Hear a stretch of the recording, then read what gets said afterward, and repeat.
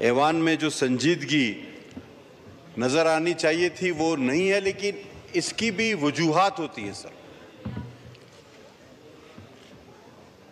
ये रिवायत भी है, ये फितरत भी है कि जब भी कोई मुकर्रर बजाय काम की बात करने के, बजाय आवाम की नुमाइंदगी करने के यहाँ वहाँ की हाँकने लगे तो सारे लोग आपस में चिमेगोइयाँ करना शुरू कर देते हैं, और वो भी कोई उठ के लॉबी में चला जाता है, कोई आपस में बात कर रहा होता है, कोई किसी के कान में लतीफ़ा सुना रहा होता है, तो ये माहौल खुद ब खुद पैदा हो जाता है। इसमें मुकर्रर का भी बड़ा रोल होता है।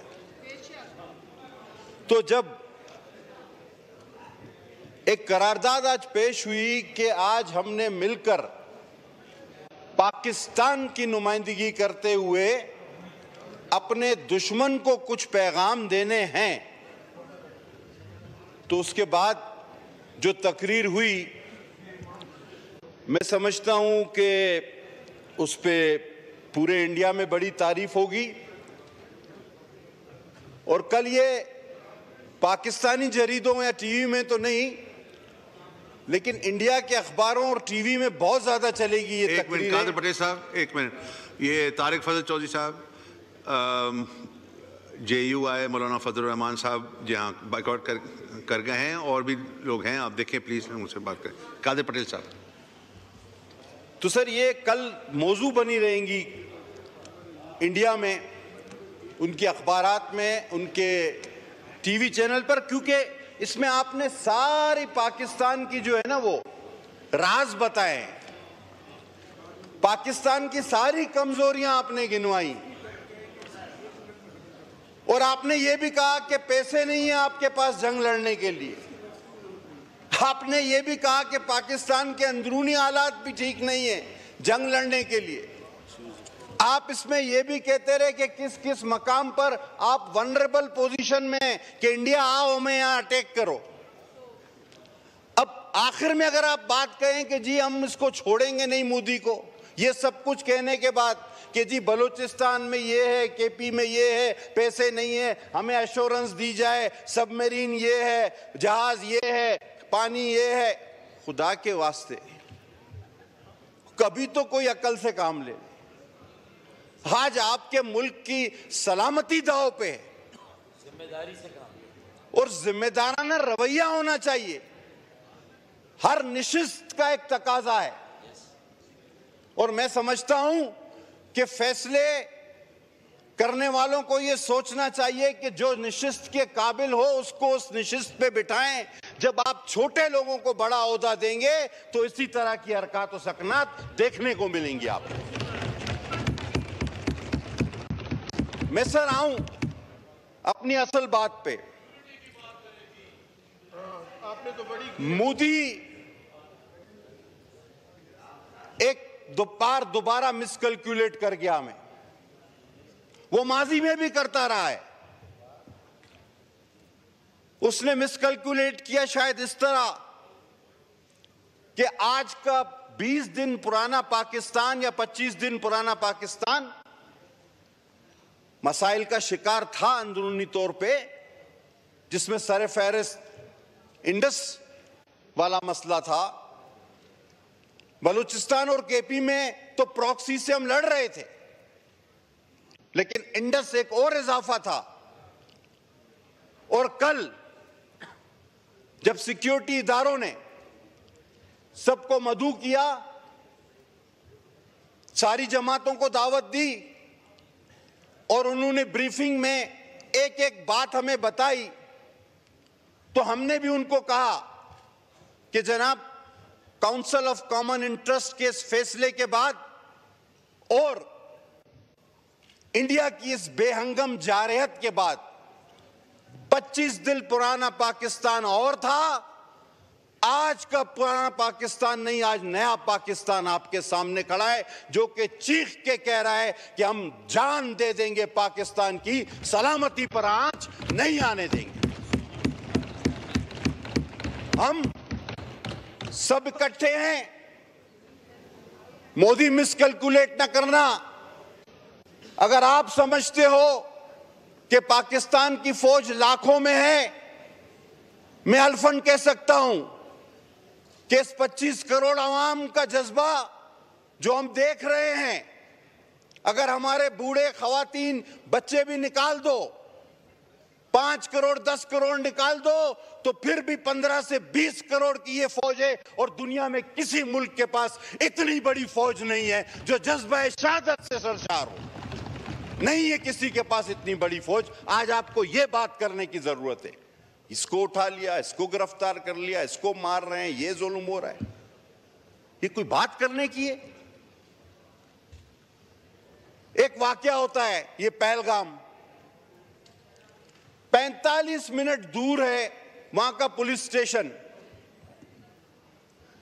और 10 मिनट बाद वाकये के एक एफआईआर कटती है जिसमें यह भी जिक्र हो जाता है कि जी सरहद पार से दहशतगर्द आकर इन लोगों को मार के चले गए।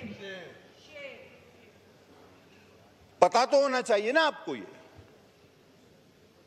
तिब्बी इमदाद और एम्बुलेंस बाद में पहुंचती है, लेकिन लाशें वहां पड़ी रहती हैं, तड़पती रहती हैं, और एफआईआर 10 मिनट में कट जाती है कि जी ये दहशतगर्द आए थे सरहद पार से, हमारी जानिब इशारा होता है।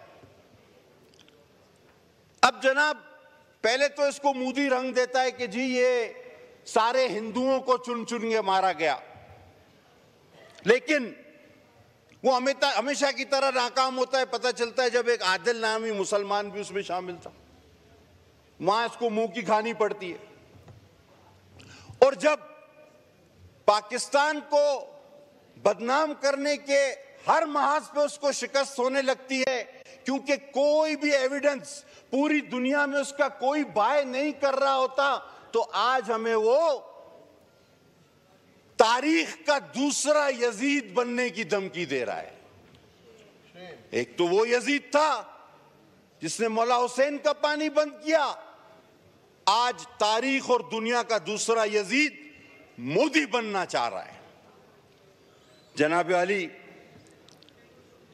हम जंग नहीं चाहते, हम पुरअमन हैं, लेकिन मैं दिल से कह रहा हूं कि प्रॉक्सी से लड़ते लड़ते कोई टीटीपी नहीं, इंडिया है, कोई बीएलए नहीं, इंडिया है, कोई एमक्यूएम लंदन नहीं थी, इंडिया था।